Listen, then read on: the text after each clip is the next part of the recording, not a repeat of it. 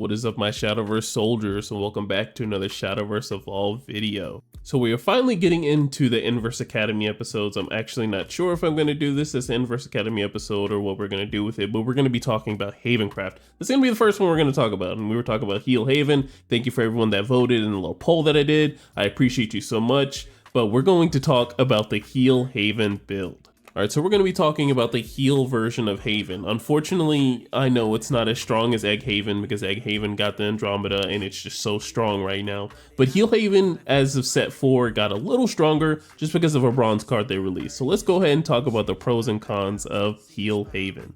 Alright, so the pros and cons for Heal Haven are as such. So we have healing, of course.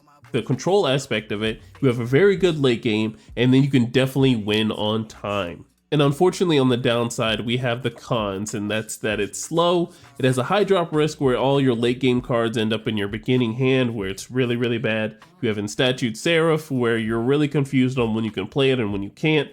And then you also have the downside of time, because sometimes time can kill you or sometimes time can win you the game.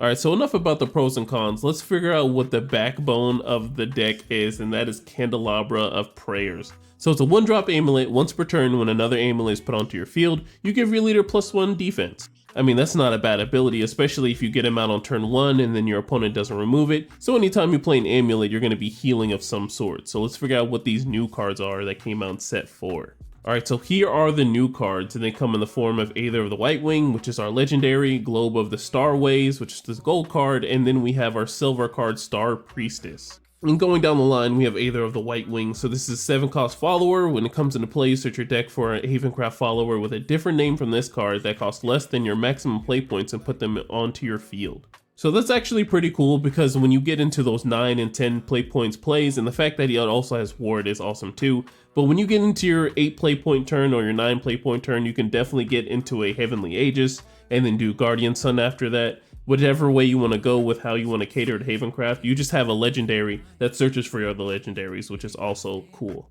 Alright, and then we have Globe of the Starways. So this is honestly going to replace Prison Priestess. Prison Priestess was very clunky, I believe it. Any Heavencraft player knows that Prison Priestess was very, very clunky because you needed the space in your Evo deck.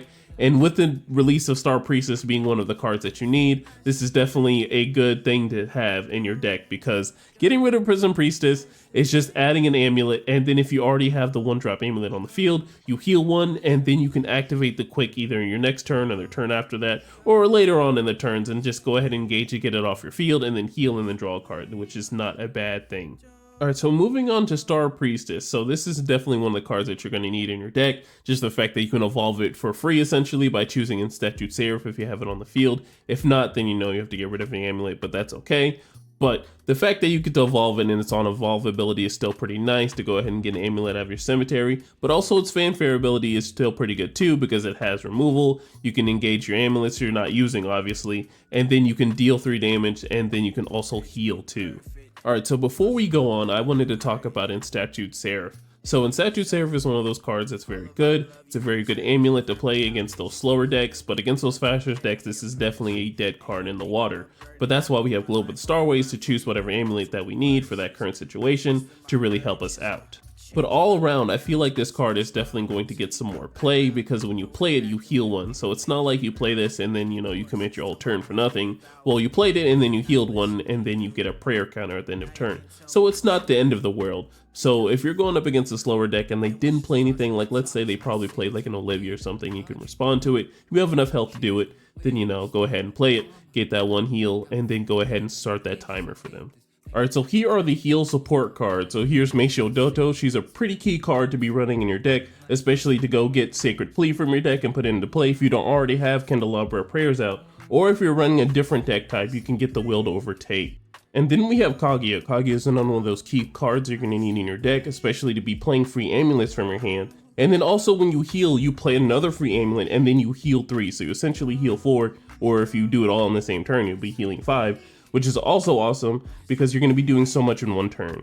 Alright, here are some things to consider. So here are our late game cards. We have Skullfane and Heavenly Aegis. So most people are going to be running Heavenly Aegis because he has Aura, and then the combo with Guardian Sun with the Evolve to go ahead and prolong the game and then live 1 more turn.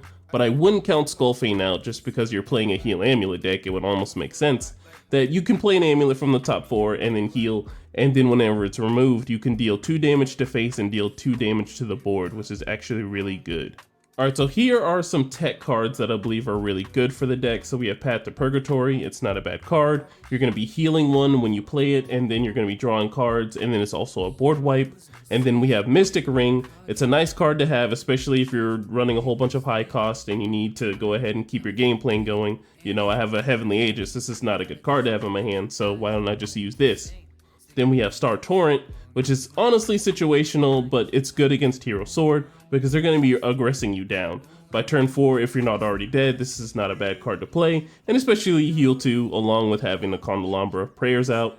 And then we have Execution, so as long as Leonidas and then, you know, discard dragons is going to be a thing, this is not a bad card to be putting in any deck. Alright, so let's talk about the good matchups and the bad matchups for the deck. So we have Dragoncraft, Abysscraft, and Runecraft. For the form of Abysscraft for good matchups, we're going to talk about the control variant because it should be a better matchup for you. But let's go ahead and start with Dragoncraft. Alright, so the thing about Dragoncraft is, yes, they're going to be a fast deck and they're going to be playing their high drops a little fast, but if you're able to remove some of the cards to stop taking some early damage, because if you get your Candelabra of Prayers on turn 1, you should be set.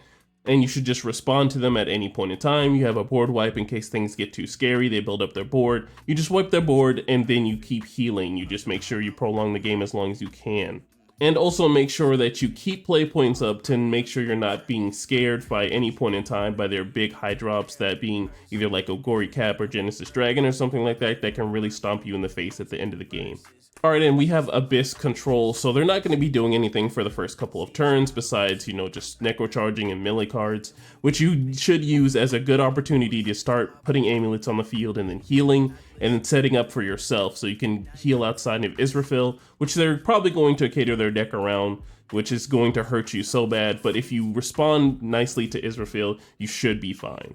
Alright, and lastly, we're going to talk about Runecraft. So in every version of Runecraft, they're going to take some time to build up to do whatever they need to do. The only version of Runecraft you should be afraid of is the Spellchain mid-range version, which runs the Runeblade Summoner. If you do not have your removal for Runeblade Summoner, it's going to be very awkward to remove her. And then if they have any late game cards that they're going to be doing after that, it might get a little scary. But that's the only version of Runecraft you should be afraid of in Heavencraft. Because the one thing that Runecraft is going to do is take forever to do their game plan. Like turns 9 and turns 10. If you already have Statute Serif, which you should be able to establish in that matchup, you should be doing fine in that entire game. Alright, so let's talk about the bad matchups for the deck. So we have Swordcraft, Forestcraft, and Abysscraft. So let's go ahead and start with Swordcraft. Alright, you should already know why Swordcraft is your absolute nightmare of a matchup. It's because it's just too fast, you can't establish anything. I mean, obviously you can go for Candelabra of Prayers and attempt to, you know, counteract what Swordcraft's doing, but they just do fast too good right now. So Swordcraft is definitely not a deck you want to go up against, that being Hero Sword. Maybe mid-range you might have a chance, but I'm not even sure of that either. Alright, so we're going to be talking about Forestcraft next. So Forestcraft, we're going to look at King Elephant, just for the fact if you're going to be running Heavenly Aegis and healing, you might have a chance, but through the mid-range and the late game that they have, it's going to absolutely hurt you. So I don't think Forestcraft is a good matchup, but if you guys disagree, let me know in the comments down below. And then we have Aggro Abyss. So I don't believe Aggro Abyss is truly the great counter to your deck like Hero Sword is, because they don't do aggro like Hero Sword does. But if they do high roll, they're going to be burning you and going to be hitting you for a whole lot. And if they high roll, they high rolled. I mean, they beat the world out of you. But if you're able to respond, it's going to be a little shaky. You have to really depend on what you're drawing in your deck. You know, do I have the card to really match what they're doing with me? Can I get rid of this follower? How much damage am I going to take? You need to calculate for these things when you're going up against aggro.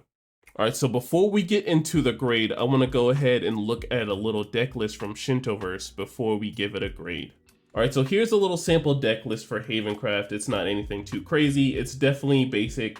If you want to spice it up, then, you know, start playtesting and see what you like, what you run with, what feels good for you. But we're going to look at Shinto's version of the deck. So shout out to Shinto for providing us with this information for the JP stuff. And then I will provide a link in the description below if you want to read up on it. But this is the Heavenly Aegis version of the line. It's not Skullfane, if you want to run it, that is. But obviously we're running the new cards, the Star Priestess, and we're running Guardian Sun because you're going to be rocking the Heavenly Aegis combo. But this is really what the deck's going to look like. There are a couple different changes that I would make personally, but that's just me from how I play. But if you guys play differently, then, you know, go ahead and build a deck and go ahead and start testing. Alright, so if you're new to the channel, whenever we do a deck breakdown of some sort, we usually do the archetype and a grade. We can do it from S to F, S tier being the best tier, and then F tier being the worst.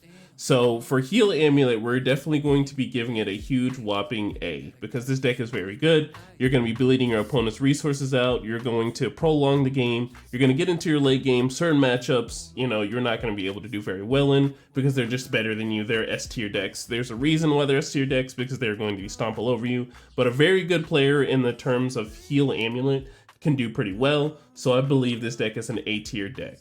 Alrighty guys, well that is the end of the video. Thank you so much for watching. You don't know how much it means to me that you guys are still watching my content. I absolutely love you guys. Make sure you're safe in whatever you do tonight and safe whatever you do for the rest of the year. I will see you guys in the next one. Bye.